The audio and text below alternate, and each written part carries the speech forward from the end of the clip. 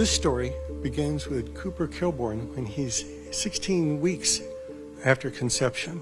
We were actually on our way to a family vacation in Florida, and we had a car accident, and we completely totaled our vehicle. However, everyone was safe, but the mother side of me wanted to be sure that we could, just for the peace, know that everything was really okay. So I went to the doctor, and he done just a routine ultrasound. At that ultrasound, they discovered some interesting abnormalities where they couldn't verify that there was an airway. It became very apparent that there was no recognizable larynx, and we knew that we were going to have to do an exit procedure. An exit procedure is where you take the child and the mother to the operating room and do a cesarean section.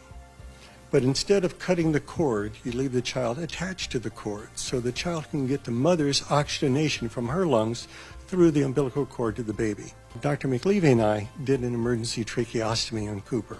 We ran into some interesting issues. The next phase took 2 years. We waited 2 years before we touched him because in our field, you don't bother trying to reconstruct an airway before 24 months because statistically you're doomed to failure. When we took Cooper to the operating room, we identified the normal trachea, and then we tried to identify something that looked like vocal cords. We saw some muscles moving, but we couldn't see a larynx.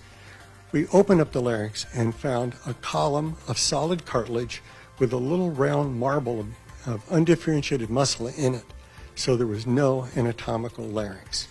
We reconstructed that with 2 rib grafts. Next, we sculpt those rib graft fragments into structures that would fit into the notches we'd carved into this solid cylinder of cartilage.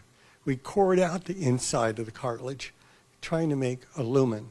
And then we put a Teflon stent inside the lumen. That was to hold everything apart. Then we closed it and hoped for the best. We waited 6 weeks. And then after that 6 weeks, we took him back to the operating room and crossed our fingers and pulled the stent out.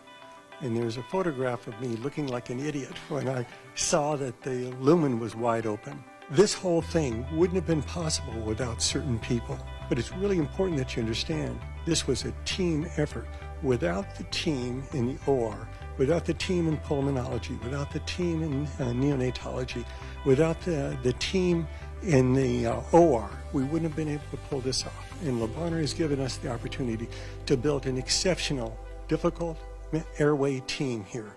And this is going to be another significant milestone for us. You know, it teaches you perseverance.